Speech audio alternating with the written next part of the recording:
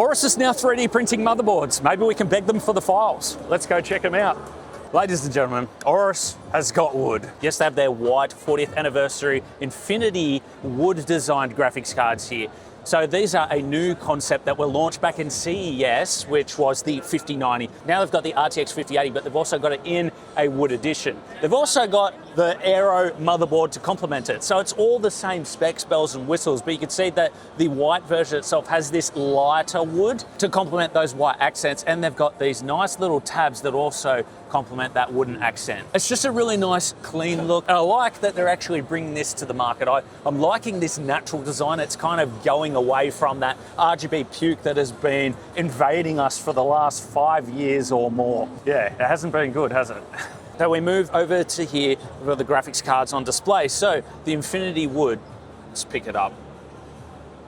Bit of a closer look there. It's got this nice backplate, subtle details, no RGB lighting, the wooden design on the back there, wooden design here, 40th Infinity anniversary logo, comes in black as well, and with the power connector for the 5080, it's actually down here, so it's completely hidden. And another feature with it is if I turn it around and we concentrate here on the back, that is magnetized in place. So when you have your GPU vertically mounted in your build like this, sometimes you want the cable to come straight back, and this plate part can get in the way, right? So you can just remove it like so, and then have the cable come straight out. Included with the wooden look, they've also got their Aero 1000 GM PG5 wood power supply. Again, it's that lighter wood with the white, but then we move over to the black edition. So we've got the Aero 1000 GM PG5 with a dark wood. I'll pick this up for you guys and turn it. That darker wood, which matches that black aesthetic even better. No RGB lighting, it's just nice and subtle. And then we move up to the graphics card. This is the 40th anniversary Infinity graphics card, the 5080 again. So you've got the dark wood there, 40th Infinity logo, and the power connector at the rear there. It's weird though, the 5090, they didn't actually include that power connector down here. It's in the traditional spot. However, I will take you guys through a bit more of the cooling later on when we check out the other graphics cards. And then moving over to the X870E Aero dark wood. As you can see, dark wood again, because the light wood would not complement that black aesthetic of this motherboard, and then we've got the darker tabs. By the way guys, I'm not sure if you have seen this before, but they have a much easier release system, so you can use one finger, release that, just this little latch there, then we put it back in place like so, just push it down. Plus the GPU, sometimes they have like a little tab that you got to pull or push, but this one, you just push it in and it releases the graphics card. So it's much easier. Also here, to remove the heatsink for the NVMEs, it's just this little notch here. Turn it and it releases. You can do that all with one hand to reveal all the NVMe slots. And then we move over to the Darkwood build. Now this is an Antec case, a collaboration with Noctua. If I remove the glass here, you can see all of the Darkwood components in there.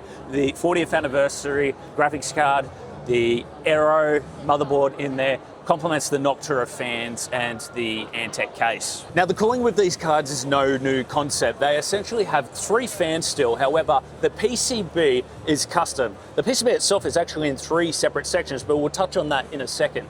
So what happens here is we've got 2 fans that exhaust straight through. Your traditional layout usually has the 1 fan that exhausts straight through and the 2 fans that actually push into the heatsink and then get dissipated out the outside. With this type of setup, you actually get more efficient cooling because it goes straight up and exhausts out of the case, whereas your traditional layout, the heat can actually dissipate back down and be taken in again by the fans, and so you're really recirculating a lot of that hot air. To achieve this, they've cut the PCB into 3 sections. So you have the main section in the middle, which is the GPU die. Then you've got the second section, which is the gold fingers, which basically goes into the PCIe lane on the motherboard. And then the third section is around the rear, which would be the back I/O, so where your display is, your HDMI. They've really thought about this design. They've actually implemented it well compared to a lot of other companies, and they've moved the power connector to the rear so the cable is completely hidden. Here you can see those graphics cards out on display, and because they have this wind force hyperburst cooling system, that's basically their technical name for cooling, they're able to actually reduce the footprint of the cooler and if you haven't seen, there is this little mini fan in the middle there, which cools the GPU directly, but they're able to reduce the footprint compared to, let's say, the gaming OC below it to get it a bit thinner, so it's not as thick a card. This is the B850 AORUS Stealth Ice, and you can see that, hey, a B850, but where are all the connections? Well, this is the very first B850 that has back connect support. And I really want more of these on the market because B850, your MATX motherboards, is becoming more and more popular, especially with affordability and pricing. But having this has been very popular in their ATX versions, and so they've actually brought it out in the B850 line, which is awesome. Plenty of M.2 support as well under this heat shield, which is easily removed by using this latch right there, and then you just simply pull it off. And because of how popular it's been, they've actually got the AORUS Stealth in black. So yes, you want to do a black build with the Stealth connectors on the back, well, that's now a possibility with this. Now, of course, it is becoming a more and more popular concept on the market. A lot of cases are starting to implement it, but now we've got the MATX version. So it'll be interesting to see how many other companies come out with their B850 or MATX motherboards with this Stealth implementation. I never thought I'd see the day. A 3D printed motherboard.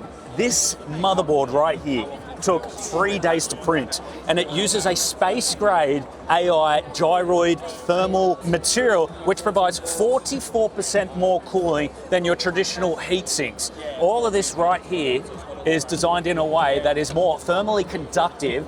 It reduces the heat much better than your copper heat sinks, and that is coupled with a thermal vapor chamber. So if we come down here, this thermal vapor chamber is usually CNC milled, right? But what they've done is by 3D printing, they're actually able to get more directions, different directions, as you can see over here, which actually increases the cooling capability by up to 100+ watts. That is absolutely incredible. And then we've also got the honeycomb on the rear. Now, your traditional thermal backplates on the motherboards are usually one solid piece, and so it doesn't allow for a lot of heat to escape, but by using the honeycomb material, which is also 3D printed, it actually allows for better heat dissipation. That's actually improved the cooling by up to 45% with that open cell structure. This is the type of technology that you would see in data centers, but what do you guys think? It kind of reminds me of this design concept that I saw at Cooler Master that they had on the front of their cases. It's like that coral design